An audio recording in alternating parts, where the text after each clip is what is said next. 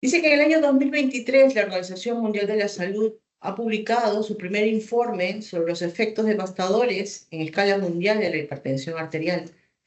Según el informe, aproximadamente 4 de 5 personas con hipertensión arterial no reciben un tratamiento adecuado. Por ello es de suma importancia el tema de hoy. Este tema de hoy que es de actualidad, hipertensión arterial, que está a cargo del doctor Javier Alarcón Santos.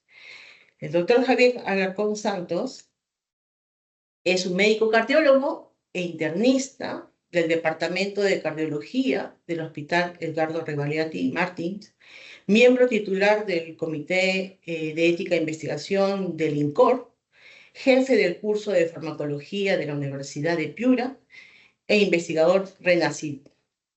Doctor Alarcón, la bienvenida a este congreso. Continúe, por favor. Sí, ¿cómo están? Muchas gracias, doctora Medina, por la invitación. Gracias también a todos los organizadores, ¿no? por también estar de acuerdo con mi participación en este séptima jornada científica, ¿no? de medicina familiar y comunitaria. Yo en realidad quiero hacer llegar un mensaje importante, como bien lo comentó la doctora Medina. La hipertensión es una enfermedad muy importante, no solamente porque, como bien lo he expuesto, 4 de cada 5 no están cubiertos, sino porque es una enfermedad bastante prevalente en la población mundial, ¿no? Ya estamos lejos de solamente hay al 30% de hipertensos. Definitivamente se habla de que las cifras podrían llegar hasta el 70% de la población.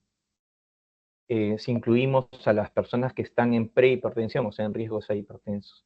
Y si de eso tomamos en cuenta que 4 de cada 5 no se tratan, veremos que el problema es grande, ¿no? Entonces, voy a iniciar la presentación.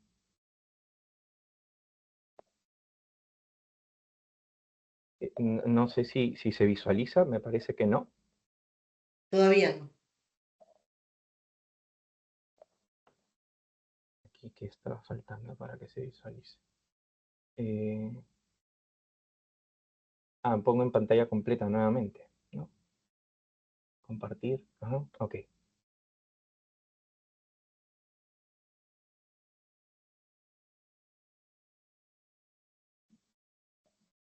Debería.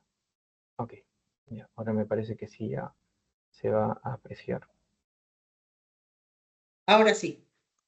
Sí, perfecto. Entonces, el tema que me ha tocado es hablar sobre la actualidad de hipertensión arterial. En realidad, el título es interesante, pero definitivamente es muy amplio poder hablar sobre el tema en solamente un tiempo de 1 hora o quizá algunos minutos menos, para que haya la posibilidad de que tengamos preguntas, ¿no?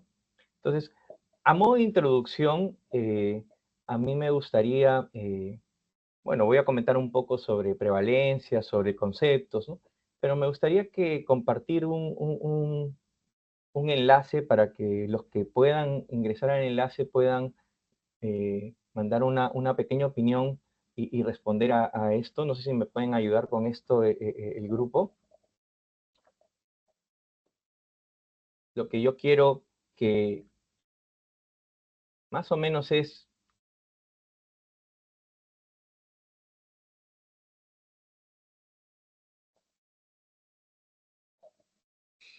El que me enlace comenten está en el que chat. sí, y ya están contestando, ¿no? ¿No? Hay personas que quieren saber sobre la adherencia del tratamiento, sobre la eficacia de, de, de aquella conductas de pares, ¿no? Para el control de la presión arterial, o sea, entre pacientes, ¿no? Son temas interesantes, ¿no? Que me parece que sí vamos a poder tocar un poco en esta charla, ¿no? Hablar sobre hipertensión significaría hablar, como comenté, de conceptos, hablar sobre definiciones, hablar sobre el manejo, ¿no? Y el manejo en realidad, al ser una enfermedad que tiene multicausalidad, se tiene que manejar desde varios enfoques, ¿no? Y, y opino que la especialidad de medicina familiar y comunitaria como una especialidad amplia, ¿no? de visión global, ¿no? Como también lo es la medicina interna, por ejemplo, en esa parte me siento un poco identificado, aunque sé que ustedes son más globales aún, reconocen que no solamente se maneja, bueno, la hipertensión es un ejemplo, me parece que todas las enfermedades deberían manejarse así, pero la hipertensión sobre todo, no solo se maneja con tratamiento farmacológico, sino que tenemos que abordarla desde otros manejos, ¿no? Desde la prevención, la promoción, un diagnóstico oportuno, un seguimiento, y esa parte me gustaría incidir en esta exposición. Entonces, están poniendo parte del tratamiento de HTA refractaria, cómo se aumentan las dosis antihipertensivos, ¿no? Cómo es el abordaje de hipertensión en el primer nivel de atención, obviamente es un punto muy importante, ¿no? Y entonces, ¿y qué prácticas no deberían aplicarse tanto para el inicio como para el seguimiento y ajuste terapéutico? O sea, justo estamos comentando de esos puntos, ¿no? Seguimiento, iniciar tratamiento, ajuste terapéutico, son puntos muy importantes del manejo de la hipertensión, de todas las enfermedades probablemente, pero la hipertensión sobre todo, que es el tema de hoy día, ¿no? Y entonces, sin más preámbulo, yo voy a pasar a la presentación.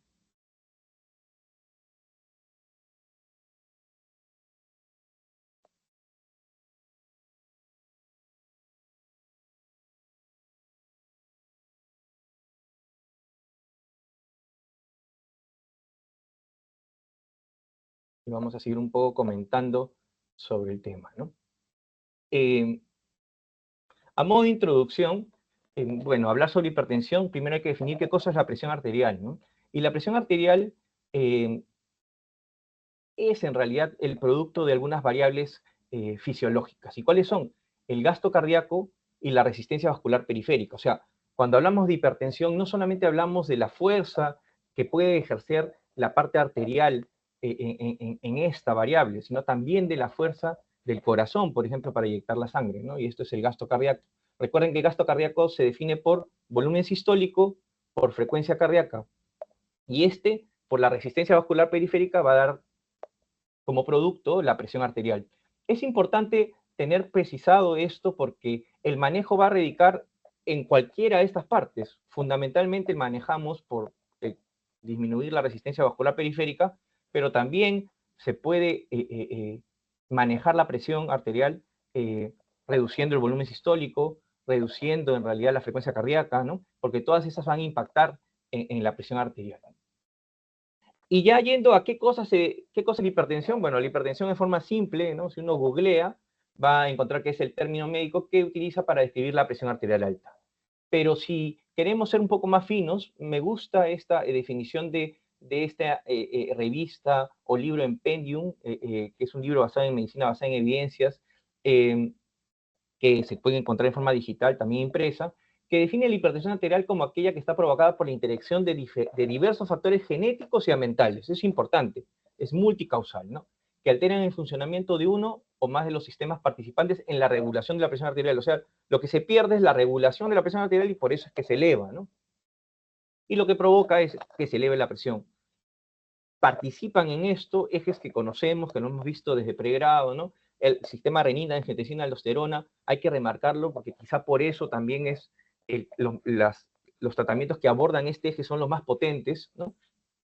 El sistema nervioso autónomo, los péptidos natriuréticos, y también va a aumentar con factores externos como el consumo excesivo de sodio, la hipoactividad, o sea, reducir la actividad física, la obesidad, el estrés, que es muy importante y muy actual, ¿no? Vivimos en realidad en una sociedad con demasiados niveles de estrés, si comparamos con, de repente, generaciones anteriores, ¿no? Y esto finalmente lo que va a producir es daño de órgano blanco, ¿no? El aumento de la presión arterial, el aumento de esta presión va a llegar a los órganos finales y va a dañar la microvasculatura del ojo, la microvasculatura cerebral, a nivel corazón, también coronarias, a nivel riñón, ¿no? La microcirculación en general, el endotelio, y con todos estos problemas que podemos nosotros conocer en los pacientes hipertensos de larga data, ¿no? Que terminan mayormente con accidentes cerebrovasculares, accidentes isquémicos coronarios, problemas de nefropatía o alteraciones a nivel de la visión y otros más. No es nada nuevo saber que la hipertensión es un factor de riesgo importante, ¿no? El estudio Framingham, que es un estudio de corte que se hizo desde 1948 en esta población de Framingham hasta el 2002, o sea, es un seguimiento enorme, ¿no? Descubrió que los pacientes hipertensos frente a los normotensos tenían 2 veces más enfermedad arterial periférica, 3 veces más cardiopatía isquémica, 4 veces más cardiopatía congestiva, 7 veces más infarto cerebral, ojo, ¿no? O sea, la hipertensión no es tan mortal quizá, pero puede dejar muchas secuelas con pacientes muy deteriorados, ¿no? Y además que sí incrementa la mortalidad definitivamente, ¿no? Y esto, si lo vemos en los estudios que se hicieron en Perú, tenemos 2 estudios de ahí, bueno, se dejaron de hacer, uno en el 2008 y otro en el 2011, que son los estudios Tornasol 1, Tornasol 2, que lo que dijeron era de que las cifras eran ya alarmantes de esa época, ¿no? O sea, los pacientes que estaban en hipertensión grado 1 y grado 2 llegaban más o menos al 30%, veremos en esta parte superior, ¿no? En verde y en amarillo, pero si considerábamos a los prehipertensos, o sea, los que tenían entre 120 y 140, ya la suma llegaba hasta el casi 70%. O sea, ya desde esa época, 2011, 2008, se reflejaba lo que ahora se ve a nivel mundial, ¿no? Que la prevalencia de la hipertensión como enfermedad de larga data es amplia en la prevalencia, ¿no? Que hasta que puede alcanzar el 30%. Hablar sobre hipertensión es también hablar sobre el manejo. Dentro del manejo, parte muy importante es el manejo antihipertensivo, farmacológico, y tenemos todas estas familias de fármacos que a mí me gustó en esta diapositiva porque prácticamente coge todos los fármacos, ¿no? Los fármacos diuréticos porque reducen el volumen, los beta-adrenérgicos o beta-bloqueantes que tienen más efectos que solamente el control de la disminución de la frecuencia, también tienen un impacto al sistema de renina-angiotensina, ¿no? Los inhibidores de angiotensina que tienen una particular fuerza que lo vamos a mencionar más adelante, pero que son eje en realidad en el tratamiento farmacológico actualmente, los calcioantagonistas, los bloqueantes alfa-adrenérgicos, que obviamente como bloquean el efecto alfa, se entenderá que dilatan la arteria y por eso pueden bajar la presión, pero a pesar de que el efecto es directo, no están interiorizados totalmente como manejo para la presión en forma habitual, ¿no? Hay medicamentos de mejor perfil, ¿no? Que son los mencionados anteriormente, los diuréticos, los calcioantagonistas y los inhibidores de eje renina, ¿no? Tenemos los hipotensores de acción central, ¿no? Que antes quizás se usaba mucho, pero ahora ha quedado un poco como que relegado a una población muy importante, pero es la gestación. La gestante se utiliza metildopa porque los otros medicamentos tienen efectos adversos. Y los vasodilatadores periféricos se usan poco, pero están presentes también generalmente para crisis hipertensivas importantes. Me gusta un poco más esta diapositiva que se toma de Lopi, que es un libro de fármacos cardiovasculares muy, muy interesante que les invito a revisar, ¿no? En donde no solamente ponen a los diferentes tipos de fármacos, sino que dicen el nivel en donde actúan, ¿no? Los diuréticos a nivel renal, ¿no? Y con esto la descarga de la disminución del volumen, los betabloqueantes, ojo, ¿no? Que no solamente reducen la frecuencia cardíaca, sino también el sistema renina, ¿no? Los YECAS que actúan sobre todo el eje de renina, angiotensina, aldosterona, y los otros fármacos que mencionábamos, ¿no? La metildopa a nivel central, ¿no? Que lo que hace es sensibiliza a vacuolas para captar el estímulo adrenérgico y que este no llegue finalmente a nivel distal, ¿no? Y entre los otros fármacos, ¿no? Importante mencionar la técnica correcta de la toma de presión. La técnica correcta de la toma de presión, muchas veces lo hemos comentado, ¿no? muchas veces hemos tenido dudas, y la idea es de que debería hacerse del siguiente modo, ¿no? El paciente debería estar sentado, ¿no? Debería estar con el brazo a nivel del corazón aproximadamente relajado sobre una mesa, ¿no? El paciente no debería haber estado estresado en los últimos 3 a 5 minutos. A veces esto no se cumple en los consultorios, ¿no? Debería ser una habitación quieta, confortable, bueno. Si vamos leyendo esos puntos, vamos a cada vez más criticar un poco cómo son nuestros consultorios habitualmente, ¿no? Punto importante que yo quería resaltar era esto que comentan. Debería tomarse 3 medidas con intervalos de 1 minuto, ¿no? Y que se eligen las 2 últimas como promedio. Y esa es la presión, ¿no? ¿Okay? Se comenta que los pies deben estar a nivel del suelo. Y lo que comentan es que si se trata de un tensiómetro anaerobio, o sea, el que nosotros usamos los médicos, ¿no? Con estetoscopio, debe haber una buena cobertura del brazo, ¿no? Del 70 al 100% de toda la circunferencia, obviamente. Y si se trata de aparatos electrónicos, estos sí deben respetarse tal cual indica su casa, ¿no? Porque existen devices o aparatos electrónicos que dicen que se pueden usar solamente en brazo izquierdo, hay otros que se pueden usar en ambos brazos. Eso hay que saber reconocer en nuestros aparatos electrónicos, ¿okay? O digitales, por decirlo de mejor forma, ¿no? Y con respecto a la clasificación, yo tengo una pregunta al público, ¿no? ¿Cómo se define hipertensión arterial? Parecerá una pregunta sencilla, pero envuelve un punto importante de la charla. Me gustaría que para eso nuevamente responda en el Mentimeter. Vamos a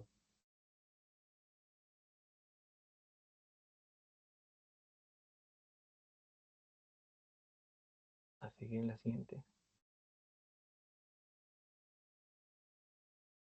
La idea es que digitando el mismo sistema deberían poder responder.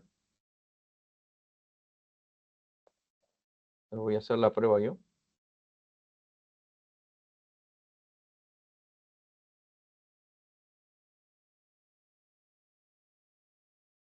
Perfecto, ya comienzo.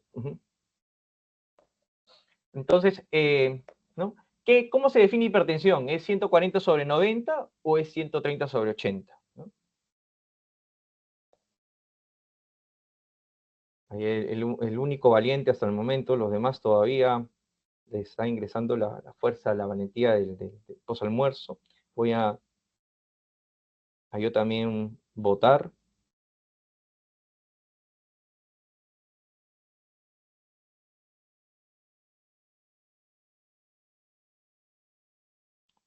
Entonces, hay 14 que dicen que la presión es 140,90 y 2 que dicen 130,80. Perfecto, ¿no?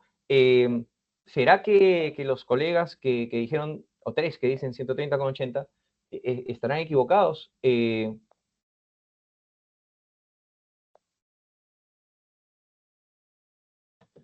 Vamos a salir de aquí porque era lo que yo quería que ustedes... ya se cumplió esa parte, entonces vamos a seguir con la presentación.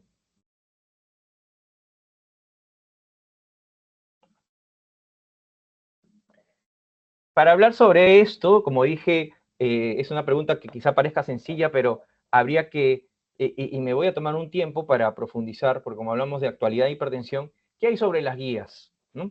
Y definitivamente existe una controversia importante entre lo que promueve la AJA, las sociedades americanas, y lo que promueve la sociedad europea, ¿no? Esto es más largo que solamente mostrar lo que ocurría en 2018-2017. En realidad ya las opiniones contrarias, divergentes, parten desde el 2003, desde la publicación del 7º reporte, en donde yo todavía era estudiante, hace mucho tiempo, pero la idea es de que las 2 últimas guías representativas, sin mencionar la que apareció este año, ¿no? o sea, lo que los ha regido desde el 2018, estamos hablando de prácticamente el último quinquenio, ¿no? Eran diferentes, ¿no? Son dos opiniones diferentes, ¿no? En donde la AJA dice que la presión arterial se define con 130/80, ¿no? Con lo cual estarían acertados los colegas, los 3 colegas o 4 colegas que comentaron sobre esa presión, y los que se basan más en la escuela europea dicen que es 140/90, ¿no? Cosas interesantes es que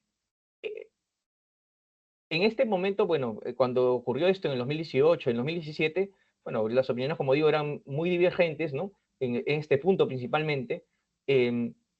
Las sociedades de cardiología tuvieron que decidir a cuál se adherían. La peruana se adherió a la europea, porque es quizá la más fisiopatológica, ¿ya?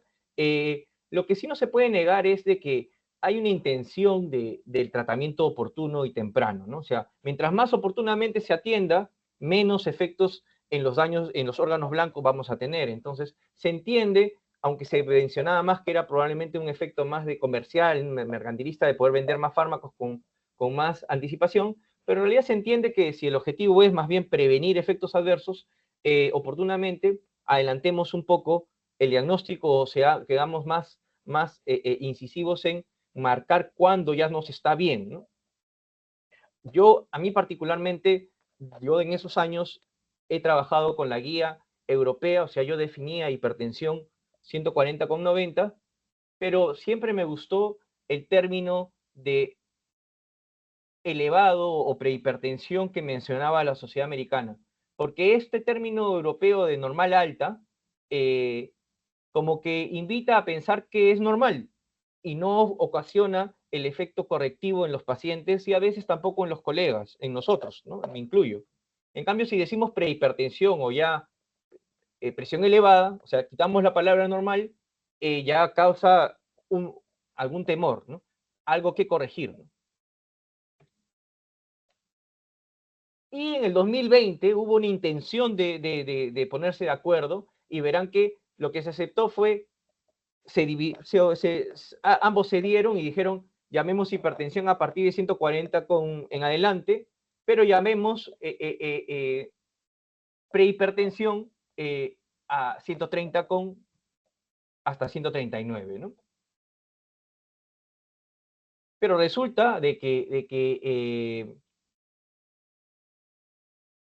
en el año 2023 la Sociedad Europea seguía insistiendo en la posición de 140 con 90 como diagnóstico de hipertensión, y la Sociedad Americana no ha vuelto a presentar una guía como tal, ha vuelto a presentar resúmenes o publicaciones cortas, pero no una guía, ¿no? Entonces, si bien es cierto, ellos se han adherido al diagnóstico porque aquí se unieron ambas sociedades y se publicó en el Hypertension, en la revista Hipertensión, como que da la sensación que todavía están con opiniones divergentes, ¿no? Pero lo que, si queremos estar más actualizados, la presión 140/90 define hipertensión, ¿no? Y normal alta sería 130/85, ¿no?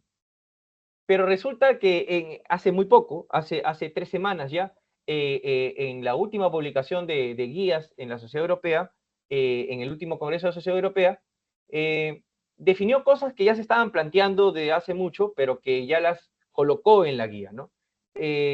Indicando de que se puede definir hipertensión en 3 formas: cuando se mide en consultorio, cuando se mide en casa o cuando se utiliza el mapa, ¿no? Verán ustedes, ha habido una intención desde el Ministerio de Salud de que se incluyan mapas a nivel de primera atención de salud. Sé que hubo algunos entrenamientos y verán que el mapa diagnostica un poco diferente la hipertensión, ¿no? El mapa quizás se vuelve un poco más fisiológico en su enfoque, ¿no? El mapa entiende de que la presión no es algo plano, ¿no?, que nosotros tenemos todo el día, sino que es algo ondulante, que tenemos momentos en que se nos eleva la presión y momentos en que se nos baja la presión. Y que esto no define o no nos va a hacer que nos definamos como hipertensos o no. Y este punto de corte es el 30%. O sea, para el mapa, tener 30% de sus tomas más del valor que ellos ponen en un punto de corte define hipertensión. Eso también lo vuelve más exigente al diagnóstico, porque no es necesario tener todas las presiones muy altas, basta con tener el 31% de las presiones y ya somos hipertensos, aunque tengamos 69% de las presiones normales, ¿no? Entonces, sí, bueno, eso podría ser una exageración del mapa, pero la idea, como insisto, es el diagnóstico oportuno, ¿no? Entonces, ¿qué dice la Sociedad Europea en el año 2024? Hace poco menos de un mes. Lo que dice es de que con el mapa, lo que define hipertensión, cuando es más de 135,85 en el día, habla ya de presión elevada, ¿no? Ya no habla de normal alta, eso ya lo está imitando, está como tratando de calmar conflictos con la sociedad americana, no habla ya de elevada nomás, ya no habla de normal alta. Cuando se trata de la presión medida en casa, o sea, del AMPA, ¿no? También define con 135,85 y aquí un dato, ¿no? 120,70 ponen como punto de corte para lo alto, ¿eh? Y bueno, sin ánimos de confundirlo, yendo un poco más creo, a lo que más manejamos, cuando vemos en el consultorio, se sigue hablando de hipertensión con 140,90, pero ahora se habla de alta, de presión alta, no de hipertensión, sino de presión alta o elevada, cuando es más de 120,70, ojo, ¿no? Cuando esto en la guía anterior era considerado normal, ¿no? Lo normal alto era más de 130, ahora es más de 120. Antes era más de 85, hace un año, ahora es más de 70. Nuevamente se ha despertado todo un conflicto en el sentido de que probablemente haya un ánimo mercantilista de poder iniciar farmacoterapia muy rápido, pero ya yendo en la parte positiva, definitivamente el diagnóstico oportuno de la hipertensión y de los prehipertensos va a permitir corregir factores, ¿no? Pero sí, obviamente con este punto de corte, 120,70, me imagino que ya superaremos el 70% de diagnósticos, ¿no? Quizá eso puede cambiar en el futuro, ¿no? Pero ahorita es la última información que se tiene. En todo caso, para no confundir o en ánimo de dejar puntos precisados, hipertensión arterial vamos a manejar a partir de ahora cuando se trate de más de 140/90, ¿no? Y lo que sea por debajo de eso y sobre lo normal se va a llamar prehipertensión, ¿no? Vamos a dejar que las guías, que las sociedades sigan peleándose entre ellos y nosotros vamos a tener como punto de corte el 140,90, ¿no? Sobre el manejo. ¿Qué cosa se dice sobre el manejo? Lo que dice, bueno, la información más actualizada definitivamente es la información de la Sociedad Europea, y lo que comentan es que para medir hipertensión o para diagnosticar hipertensión se tiene que hacer unos chequeos cada 3 años cuando son menores de 40 y cada año cuando son mayores de 40, ¿no? Hablan de estos factores, que se puede encontrar la presión a los pacientes que tienen la presión normal, las personas que tienen la presión alta y los hipertensos, ¿no? Y resaltan algunas cosas. Un grupo, después de todo este enfoque, que no lo vamos a mencionar ahora, va a hacer cambios de hábito, ¿no? Ajustes de estilos de vida, y el otro grupo es cambios de hábito sumado a tratamiento antihipertensivo, ¿no? Que aquí lo comentan de que debería iniciarse cuando es más de 130,80, ¿no? Esa parte tampoco no va a ser tema de discusión ahora, ¿no? Ahí sí pueden entrar todos los comentarios previos de que la empresa farmacéutica está entrando con mucha fuerza, pero lo cierto es de que sí, la decisión que se tiene que tomar siempre es, ¿solamente dejamos con cambios de hábito o hacemos cambios de hábito, porque siempre tiene que haber cambios de hábito, sumado a inicio de tratamiento, ¿no? Y lo que se habla sobre qué cambios de hábito hay que hacer, bueno, los cambios de hábito importantes son incrementar actividad física, 150 minutos semanales, mejorar el peso. Generalmente se dice que por cada kilo de peso se reduce 1 milímetro de mercurio en la presión arterial. Otras bibliografías llegan a decir que por cada kilo de peso la reducción es de 3 a 5 milímetros de mercurio, o sea, el impacto es importante. Yo he tenido pacientes que se comportan de una u otra forma, pero definitivamente el peso influye. Pacientes que bajan de peso o consiguen su peso ideal, bajan sus cifras tensionales, ¿no? De ahí el manejo de su peso, obviamente, y la dieta, la reducción de la sal es importantísima, la reducción de ingesta de alcohol, todo eso reduce la presión. Y el no fumar definitivamente es de todas maneras, ¿no? No se debe fumar, eso reduce no solamente la presión arterial, sino también directamente el riesgo cardiovascular. Todas estas variables reducen el riesgo cardiovascular a través de la reducción de presión, pero el no fumar reduce directamente el riesgo cardiovascular. Y lo que se comenta ya, cuando uno ya necesita o inicia el tratamiento, ¿qué cosa se debe hacer? Bueno, se debe iniciar, lo que promueve en realidad la nueva guía es que deberíamos iniciar tempranamente una combinación de fármacos, solamente dejando a un solo fármaco a personas jóvenes y sin factores de riesgo. Todos los demás se promueve iniciar terapia doble. Eso puede ser un producto de discusión, pero es lo último que se está manejando, ¿no? Y esta terapia doble puede ser con inhibidores del eje de renina-angiotensina, con calcio antagonistas o con diuréticos, ¿no? Se busca el control por 3 meses y si no se controla por 3 meses, se da terapia triple, ¿no? Se busca nuevamente control por 3 meses, se optimiza el tratamiento dando espironolactona o betabloqueadores de ser necesario, y si no mejora, ya se considera un paciente con hipertensión resistente, ahí sí, ¿no? Aquí está el esquema un poco más bonito o más grande, ¿no? Se inicia con baja dosis,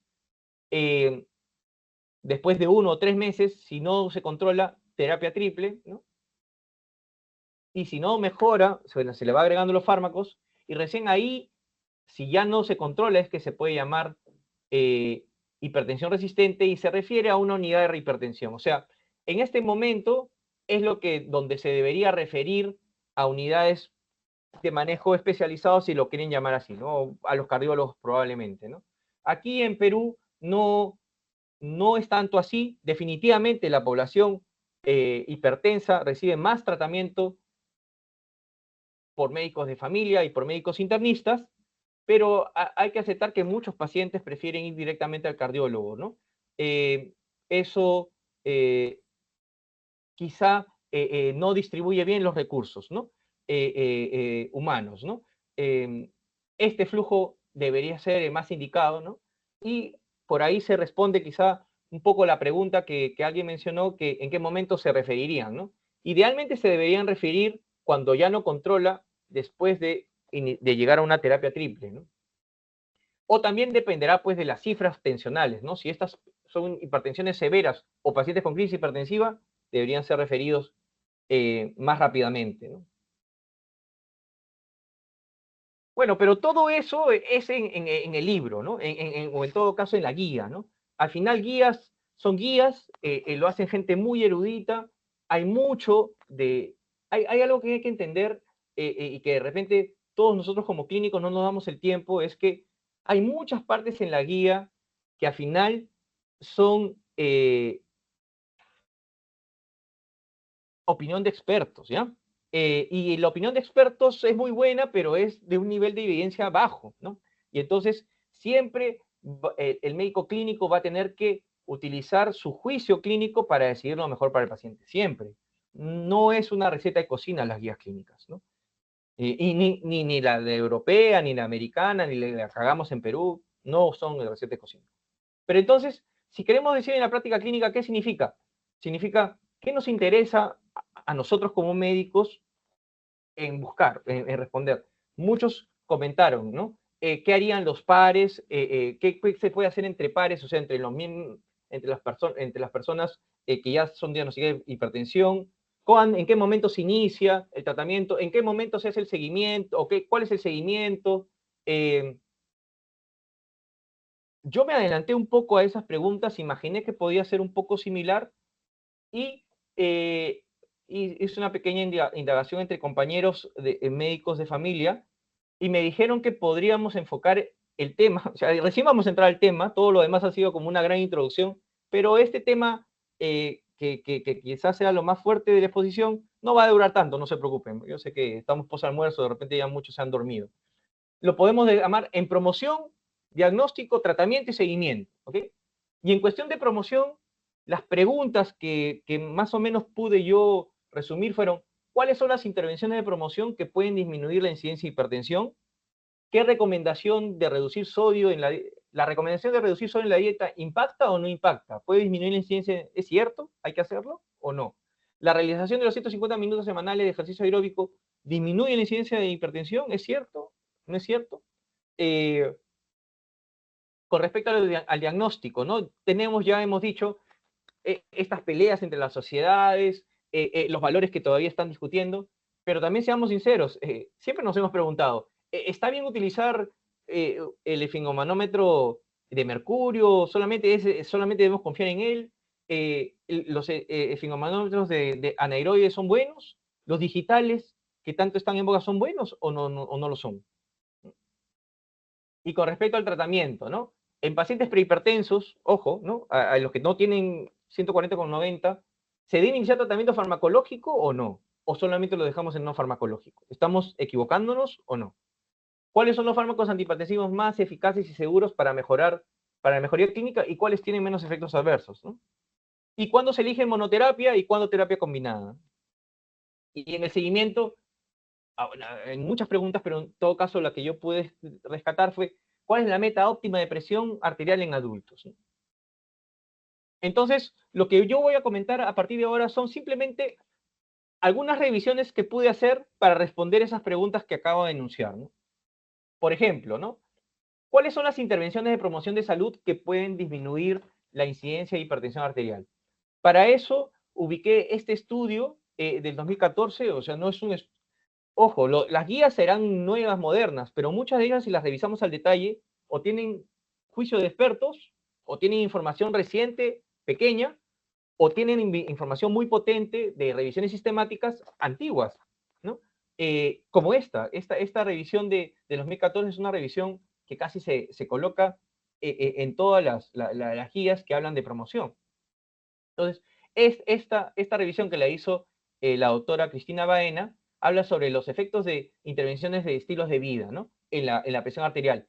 Y abarcó no solamente promoción, sino también hizo prevención, o sea, la parte de modificación dietaria, actividad física, pero para efectos de esta parte de promoción, yo incluí nada más esta parte de consejería de consejería eh, de, para personas, ¿no? Que obviamente son sanas, ¿no? Personas sanas, por eso es promoción, ¿no? Y lo que se encontró fue la influencia de acciones, se usó la información sobre consejería de actividad física y su efecto sobre la presión arterial sistólica. O sea, esta consejería que se hace tiene que hacer 150 minutos semanales, distribuidos en 30 minutos 5 veces por semana, o 22 minutos 7 veces por semana. Eso, o sumado a actividades, a charlas, ¿no? Que promuevan esto, ¿cuánto impacta? Se dice que sí impacta y que llega a disminuir el 7.16 milímetros de mercurio de la sistólica y 2.86 milímetros de mercurio de la diastólica. Sonará poquito, pero sumado a otras cosas, se va haciendo importante, ¿no? Entonces, sí es correcto promocionar la salud, definitivamente, ¿no? Eso ya se conoce, sino que podemos afianzarlo con esta evidencia en hipertensión arterial, ¿no? Iba a concluir diciendo esto, ¿no? Y, por ejemplo, otra revisión sistemática ya no del 2014, sino del 2019, ¿no? También tuvo como objetivo estimar la influencia ya no solamente de consejería sobre deporte o de ejercicio, sino consejería sobre alimentación saludable, adecuadas horas de sueño. O sea, no estoy hablando de la actividad, o sea, alimentación saludable impacta en la presión, eso es prevención. Hora de sueño adecuada también impacta en la presión, eso es prevención. Realizar actividades de ocio para mejorar el estrés es prevención. Yo estoy hablando de la consejería que invita a las personas a hacer eso. Esa consejería, ¿impacta o no impacta? Y sí, según esta revisión sistemática de SAIF, disminuye, bueno, aquí quizá fue más general, más impactante fue lo de Baena, pero acá disminuye 2.35 la presión arterial sistólica y 2.11 la presión arterial diastólica. Pero recuerden que todo esto es sumatorio. Ahora, con respecto a la recomendación de reducir sodio, ¿impacta o no impacta? ¿No? Hay que entender que a veces no hay las revisiones que uno quisiera, ¿no? Lo que sí se encontró fue un estudio de cortes amplio, ¿no? En donde, de 2015, en donde se comparó, ¿no? Si las personas con alta ingesta de sodio, con aquellos que tenían adecuada ingesta de sodio, recuerden que este sodio no es cloruro de sodio, ¿no? Es sodio puro, ¿no? Pero en todo caso, de una ingesta alta versus una ingesta normal, y se realizó seguimiento, ¿no? Y lo que se encontró fue que aumenta el riesgo de incidencia de HTA un 25% más aquellos que consumen sodio en gran cantidad. O sea, no estamos hablando del diagnosticado que hace que se descompensa, sino de los que pueden desarrollar hipertensión. Ahora, con respecto a la parte de la realización de 150 minutos semanales de ejercicio, ¿impacta o no impacta? En esta revisión sistemática publicada justo en la AJA, en la revista americana de la AJA, ¿no? De la Sociedad Americana de Corazón, aunque es antigua, 2013, dice si la actividad física impacta o no impacta en el control de la presión arterial. Y lo que se observó fue que sí, bajaba 3.9 de la sistólica y 2.7 de la diastólica. Ahora, en este estudio de corte de Chase, ya no fue una revisión sistemática, sino un estudio de corte, lo que encontró, se dividió a las personas en dos poblaciones, varones y mujeres, y a ellas se les hizo un seguimiento de 18 años. El punto fuerte, ¿por qué incluí este estudio de corte? Por el seguimiento. ¿Ya? Aquí el seguimiento fue de 18 años. Recuerden que aquí es una revisión sistemática interesante con muchos estudios, pero el seguimiento fue de 1500 días, o sea, a lo mucho 5 años, ¿no? Aquí se hizo 18 años. Y lo que encontró fue que el hazard radio fue de 0.87 y no pasaba la unidad. O sea, el que hacía deporte protege, ¿no? Protege de la incidencia de hipertensión arterial. O sea, sí es válido hacer deporte, es válido consumir dieta baja en sal, ¿no? Ahora, con respecto al diagnóstico, en esta pregunta, pues, no estaba incluyendo cómo se diagnostica la presión, ¿no? Si es 140/90 o 130/80, estamos quedando, creo, desde este punto de la computadora, que estamos quedando 140/90. Aquellos que dijeron 130/80, espero haberlos convencido, pero si no, tienen una gran referencia bibliográfica, que es la guía de la Sociedad Americana. Pero en todo caso, no estamos discutiendo de eso, sino que son útiles o no son útiles los sfingomanómetros, todos por igual, ¿no? Y en esta revisión sistemática, esta sí no muy antigua, del 2021, incluyó estudios observacionales que compararon tensiómetro digital versus el manual, el anaerobio, porque ya hay que entender que los de milímetros, los de mercurio, ya no hay tantos, ¿no? Ese puede ser muy bueno y quizá lo sea, pero ya no hay, ¿no? Entonces, aquí la comparación fue el anaerobio versus tensiómetro digital. Y lo que se encontró es que la capacidad diagnóstica fue superior, en realidad, en el tensiómetro digital, fue superior versus el tensiómetro anaeroide para ver la presión arterial sistólica y diastólica. Yo sé que algunos ya se cayeron de sus asientos porque en nuestra experiencia como médicos quizás no sea tan cierto, pero entender que esto no habla de cómo estudiamos o cómo medimos la presión los médicos. Y sí, definitivamente, no hay una pequeña deficiencia en cómo escuchar. O sea, hay una parte operadora dependiente de la parte de medir la presión con el estetoscopio, ¿no? Recuerden, esto está dirigido a poblaciones, ¿no? Y la población, o sea, la gente Nobel no no va a medir bien la presión con eso. O sea, a nosotros nos cuesta, que tenemos años de práctica, y aún así nos cuesta, personas que no son del mundo médico, les va a costar más. Y va a haber mucho error. Y este error sistemático empeora el diagnóstico. Y eso se evita con el tensiómetro digital. En realidad, ese es el punto fuerte del tensiómetro digital, que no hay tanta diferencia interoperador. O sea, lo puede leer el experto número 1 de hipertensión, toma con el tensiómetro digital, lo hago yo, que no soy tan experto, y muy probablemente me sale parecido o algo cerca. Lo toma mi hermano, que es docente, que no tiene nada que ver con la medicina, y probablemente se nos salga los tres parecidos. Los tres podemos conversar en cuánto salió la presión, podemos opinar y podemos compartir, ¿no? Pero el tema radica en que deben ser tensiómetros digitales validados, o sea, comprados en lugares de confianza, y que deben estar calibrados. Ojo, que yo lo pasé bien a la ligera, pero aquí, ojo, y creo que sí se incidió un poquito en la buena calidad de la toma de presión. No mencionaban tensiómetros anaeroides, lo ponían en segundo lugar. Aquí hablan sobre validados electrónicos, ¿no? Y aquí es un dibujito de un electrónico incluso, o sea, ya desde el 2020 no es un tema nuevo, ¿no? Entonces sí, ahora lo que se invita es a medir con tensiómetro digital. Y lo que sí es cierto es que debe ser de brazalete, ¿no? Y calibrado. Ahora, con respecto a la pregunta de tratamiento, ¿no? En pacientes prehipertensos, ¿se debe iniciar tratamiento farmacológico antihipertensivo o no? Ah, perdón, no, me atrasé un poquito. Entonces, para evaluar esta pregunta, utilizamos el ensayo clínico de Long, publicado en 2016, ¿no?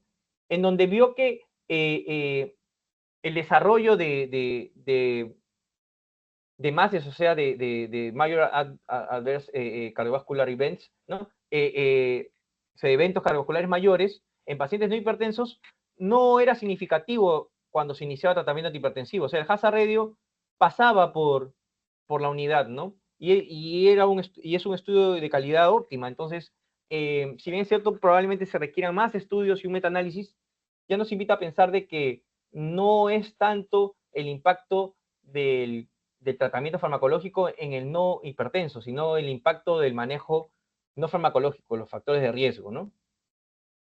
Ahora, ¿cuáles son los fármacos antihipertensivos más eficaces y seguros para la mejoría clínica y con menor proporción de efectos adversos?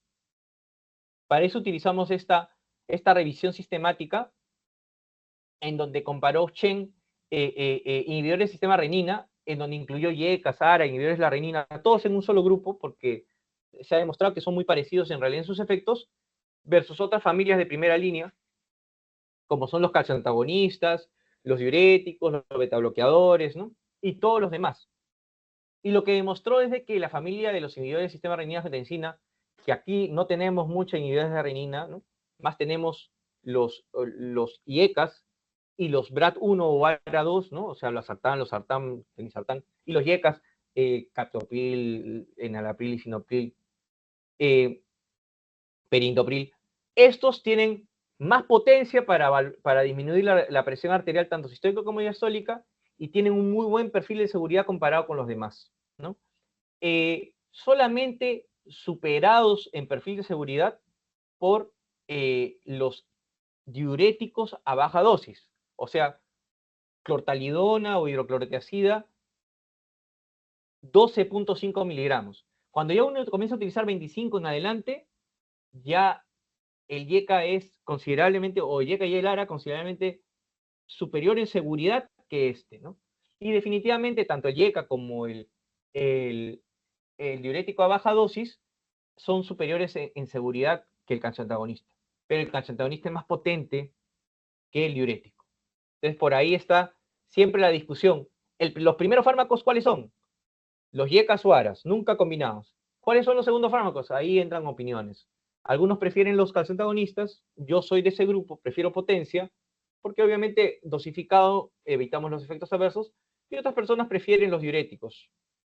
ahí todavía hay una larga discusión. El que sí no se ha hecho problemas es la espironolactona. La espironolactona lo que dice es, peléense entre ustedes, y a mí sí me consideran como la cuarta molécula, ¿no? O sea, cuando ustedes no controlen la presión y necesitan un fármaco adicional, ingreso yo, dice espironolactona. Y así los visitadores lo promocionan, ¿eh? No se hacen problemas, ya. No van a ganar a los diuréticos tiacídicos, no van a ganar al calcitonin, no van a ganar menos a los yecas o aras, pero ya se han situado como el medicamento de cuarta línea.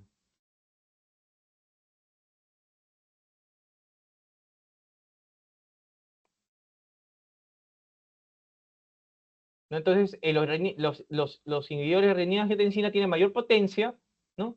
Y un mejor perfil de seguridad comparados a otras familias, ¿no? Principalmente muerte, hospitalización por falla cardíaca y stroke, ¿no? Cada una de estas preguntas podría ser un tema de revisión, ¿no? Ahora le estamos tomando un poco a la ligera, ¿no? Ahora, ¿cuándo se elige monoterapia y cuándo terapia combinada? Según la revisión sistemática de Wall, ¿no? Recuerden que ya en este 2024 se dice que deberíamos iniciar con doble terapia, ¿no? Bueno, eh, habría que sentarnos a revisar bien. Les invito a ustedes la guía, ¿no? Yo sí me he revisado, pero obviamente yo también, como un único individuo que analiza algo, puede tener una visión sesgada. Se está basando más en juicio de expertos, ¿no? En cambio, este es referencia de estadística, ¿no? O sea, basada en evidencia, ¿no? Entonces, lo que se dice es de que sí hubo un impacto de la terapia combinada directa cuando la presión es hipertensión severa, ¿no? Más de 160 con 100. Pero cuando está en 140 con 90, la monoterapia es válida, ¿no?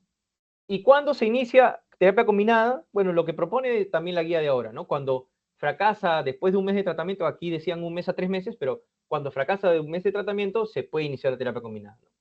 Y lo que sí se comenta es que la terapia combinada es hasta 5 veces superior en reducir cifras que solamente incrementar dosis de monoterapia, ¿no? O sea, cuando ya uno está viendo que está fracasando en el tratamiento de una mediana dosis de un tratamiento único, en lugar de subir a dosis máxima, deberíamos usar una combinación. Eso tiene 5 veces mejor efecto o es superior que subir la dosis a lo máximo. ¿No? No hay que elegir llegar a lo máximo para agregar lo siguiente, no. Se va subiendo en cantidades antes de llegar a lo máximo. Y con eso también se reduce los efectos adversos. Y con respecto a seguimiento, que es la última parte ya de la exposición, la pregunta que se hizo fue, ¿cuál es la meta óptima de la presión arterial en adultos con hipertensión arterial primaria, ¿no? Entonces, utilizamos una revisión sistemática también de database de Cochrane, o sea, donde mejor o donde son parte de las mejores revisiones sistemáticas que hay. Le hizo esta persona Arguedas, ¿no? En 2020, y lo que incluyó fue comparó meta de menos de 130,85 o meta estándar de 140,90, ¿no? Y se compararon desenlaces, ¿no? Mortalidad, eventos serios totales, infarto miocardio, accidente cerebrovascular, y en los desenlaces no hubo ninguna diferencia significativa, salvo la aparición, dice C, ¿no? Que se obtuvo menos cuando se consiguió la meta más baja. O sea, los que conseguían esta meta menos de 130,85 tuvieron menos ICC a largo plazo, ¿no? Ahora, quedaría en la discusión para saber si eso es suficiente como para decir que nuestra meta tiene que ser 130,85. Definitivamente no ha prosperado eso, ¿no? Y por eso es que la meta en la mayoría de las guías es suficiente con llegar a menos 140,90, ¿no? Si con un tratamiento sencillo se consigue llegar a menos de 130,85, perfecto. Pero no vale la pena si yo controlo con un fármaco o con doble fármaco a mediana dosis a menos de 140,90, no vale la pena agregar 3 fármacos a dosis máxima para bajarlo a menos de 130, ¿no? Si es sencillo llegar a 130,85, bienvenido, el impacto va a ser positivo, pero no justifica, no mejora la adherencia, aumenta la posibilidad de riesgos adversos, de efectos adversos, buscar la presión arterial más baja de 130,85, ¿no? Ahora, diferente situación pasó cuando, aunque eso ya es más antiguo, con el mismo Arguedas en la población diabética, ¿no? También comparó lo mismo, 130,85, 140,90, los mismos eventos adversos, ¿no?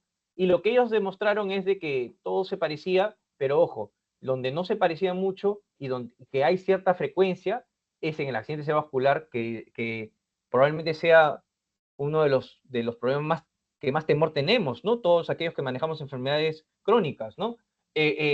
Porque es totalmente limitante, los pacientes no fallecen, sino que quedan secuelados terriblemente, entonces el impacto a sus vidas, a la familia, a la sociedad es enorme, ¿no? Entonces, quizá por eso las sociedades, las cardiológicas no tanto, pero sí las sociedades endocrinológicas, y para eso, bueno, es válido tener una visión un poco más amplia, ¿no? Como la tienen todos ustedes, ¿no?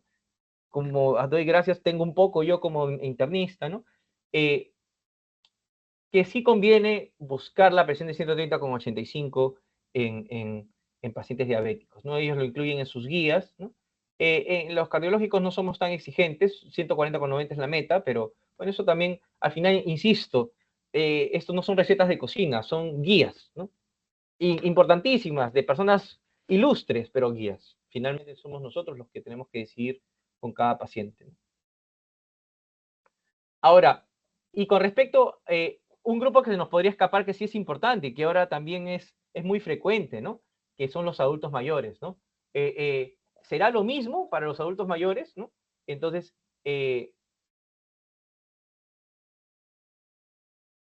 para los mayores de 65 años, lo que se vio fueron metas un poco menos severas y se compararon estos desenlaces, ¿no? Mortalidad, accidente vascular, y se vio que no había ninguna diferencia, ¿no?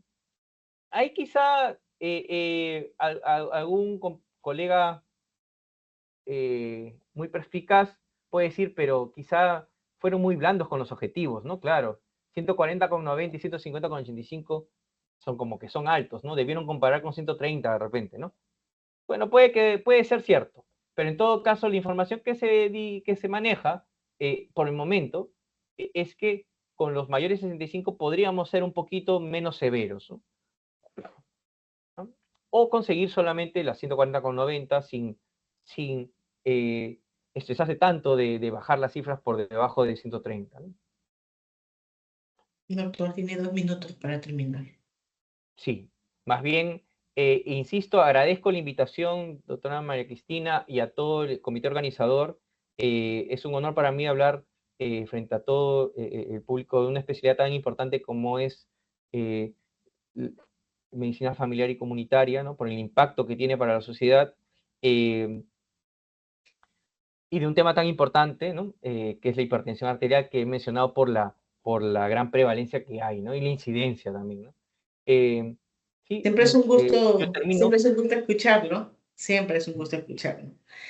Hay dos preguntas que a ver si damos respuesta de forma rápida. ¿Qué antecedentes debe considerarse para el manejo inicial de monoterapia?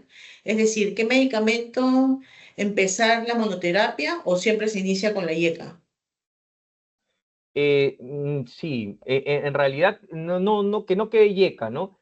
El mejor fármaco para el manejo de la hipertensión son los inhibidores del sistema renina-angiotensina aldosterona, ¿no? Entonces, estos son los yecas, los aras, inclusive los inhibidores de renina, o sea, esta familia de la lisquiren, que bueno, el lisquiren tiene efectos adversos, pero hay otros más que son igual de buenos.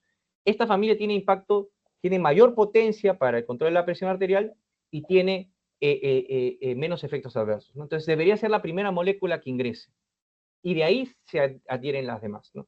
Se habla de que podría igualarse un poco en las personas de raza negra, pero aquí no tenemos esa raza pura, nuestras etnias son mezcladas, pero en este grupo podría igualarse el uso de calcio antagonistas, pero tampoco lo supera. O sea, al final es inhibidor del sistema renina-angiotensina aldosterona para todos. Sí.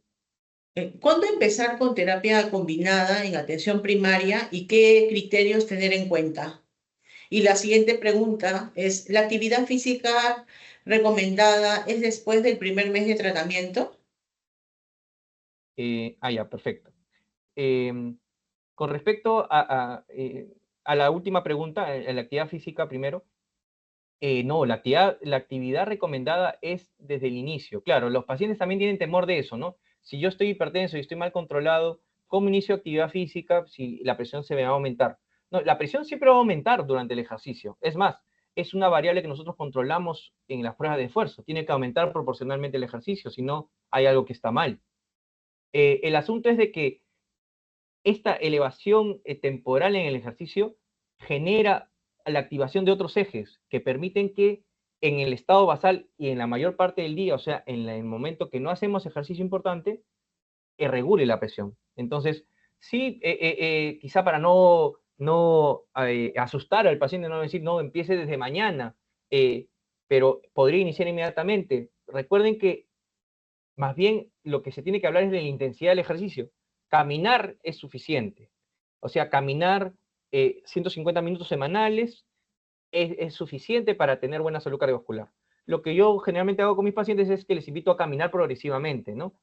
Primero no, esto de 150 minutos semanales se consigue con 30 minutos 5 veces por semana o 22 minutos todos los días. Y les digo que primero caminen 5 minutos por una semana más 10 minutos, otra semana más 15 minutos, y al mes ya estarían con los 20 minutos, ¿no? Y sobre la primera pregunta, no me quedó claro, doctora, cuál era exactamente la consulta. Era, ¿Cuándo no sé si me empezar lo... con terapia combinada en relación en atención primaria y qué criterios tener en cuenta? Ya.